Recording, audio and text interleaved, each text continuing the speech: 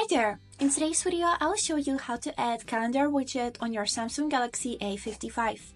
Let's get started. So as a first step, we would need to unlock our phone and then go to any home screen page. Here, we would need to hold our finger on any empty place until we will get to this menu.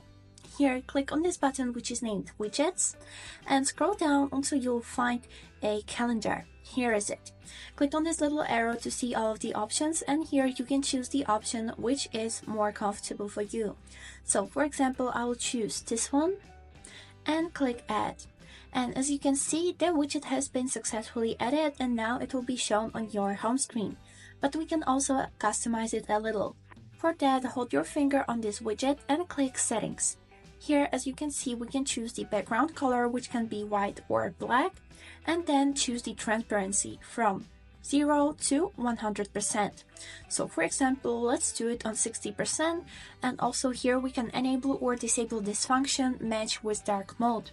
So basically, when you will be in a dark mode, the widget will also switch to the black color. And this is it for today. Click Save. And I hope this video was helpful for you, and thank you so much for watching.